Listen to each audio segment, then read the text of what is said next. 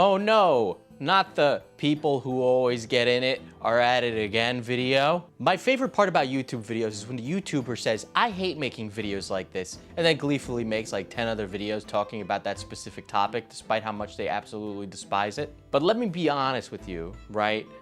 Every time I upload a video about drama like this, it's like stepping on an emotional thumbtack. Because I've been doing this job so long, I have personal anecdotes and experiences that parallel events like these, except I'm an adult, so I can keep it inside and not tell everybody on the internet. Anyway, Trisha and Ethan are at it again. So, what's going on? So apparently this goes all the way back to this tweet that I'm not gonna read, but it's on screen so you can read it if you want. Basically regarding the Frenemies podcast. If you're unfamiliar with the Frenemies podcast, because I know I didn't listen to it, think about it like this. Conceptually, imagine if you got two people who aren't really friendly with one another and are outwardly hostile with one another on various occasions to sit in a room together and talk about things and bitch about other people on the internet. So basically just your average commentary podcast. Who knew that this negative energy would be an absolute recipe for disaster as you got Trisha Paytas and Ethan Klein in a room together? Really, Frenemies is just an extension of Ethan Klein's weird hate boner to talk about Keemstar nonstop all the time, even though nobody cares anymore. And then Trisha Paytas, well, I mean, they're a whole other can of worms. Anyway, this event has little to do with the podcast actually falling apart and actually has to do with the contents of a specific episode. Now, one thing that gets talked about a lot in creator circles nowadays, given the absolute power that some creators have over their audiences, is basically that, well, depending on how you act in the videos that you put out, you're gonna cultivate a certain audience that has different opinions, feelings, and attitudes towards the world. First, I was like, feet, as a joke. But bro, I don't think it's a joke anymore.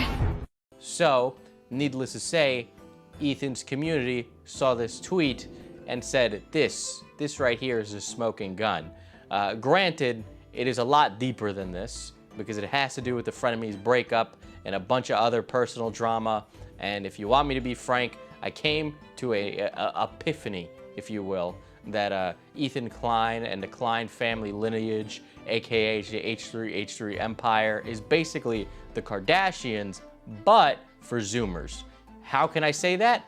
Well, now Ethan Klein has a podcast with his family, which his mom really loves drama. Being drama as like a 60-year-old woman. I gotta say, Uh-oh. I like it. She likes the drama. You're Keemstar. It's fun. You're Keemstar if Keemstar was a mom. Don't worry though, I assure you that there is a Trisha Paytas meltdown video for every single time that Ethan Klein gets angry on the internet, as is per the quota set by the Geneva Convention. But those would be taken down and commerce responses would be put out and so on and so forth, back and forth until the end of the time and the heat death of the universe. Personally, I'm very excited for the generational drama as Keemstar's children come of age and as does Ethan Klein's children come of age, as well as Trisha Paytas, so all three of them can all point fingers at each other. It's like a Romeo and Juliet type deal. I mean, you know, man, that really puts Trisha Paytas in an interesting position. But Trisha Paytas, let's talk about Trisha Paytas a little bit. So this faux pas that Trisha had may or may not be correct. Whether or not it is remains to be seen. However, the public outcry based around this seems a bit out of proportion if you ask me. You know, on one hand, it seems like Ethan's trying to get the comeuppance on Trisha in any sense of the word now because Trisha broke Ethan's trust. Listen, guys, have as many positive opinions as you want about Trisha Paytas, but I've been doing this job for a while, and if there's one thing I know, it's not to trust Trisha Paytas. I did have a joke about throwing Trisha Paytas, but I felt it was kind of tasteless, so instead I'm just going to use this time to plug my Instagram, because the joke wasn't that funny anyway, but I do post pictures on there of me being cool, so go over there. Quite honestly, I care a lot less about the drama surrounding Ethan and Trisha, and more about these people's character, if anything. Like, one thing that's worth mentioning is all the negativity that's around Ethan. I mean, this guy just seems to attract this kind of negative behavior that definitely doesn't help his case in any sense. And, you know, I don't think that associating with people like Trisha Paytas or even beefing with Keemstar for all eternity is going to help the case in terms of positive or negative energy that you put out into the world. Speaking of that beef with Keemstar, right? Does anybody even remember why that beef started now? I feel like it's been going on so long that they could literally say it started for any reason and we'd believe them.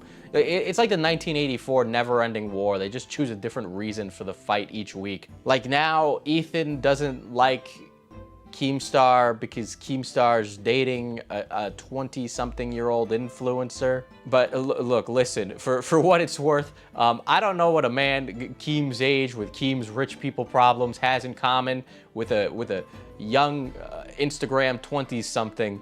But hey, man, if they're happy together and she's planning on playing the long game, I mean, honestly, it only seems like a matter of time before somebody decides to take Keemstar out. Point is, who am I to judge verbally about a legal relationship on the internet when I can do that from within the comfort and privacy of my own home, where the internet will not have an opinion about it? There's also this weird political tinge with both Ethan and then also the beef with Keemstar, but then moreover so Ethan, which is, how do I put this? Is there another way to put this that doesn't sound so cliche? Because I think I would put this as cringe. Listen, guys, if you had told me back when he was the vaping Fupa man that he would become a political pundit for the Zoomers in his part-time, I'd go, what's a Zoomer?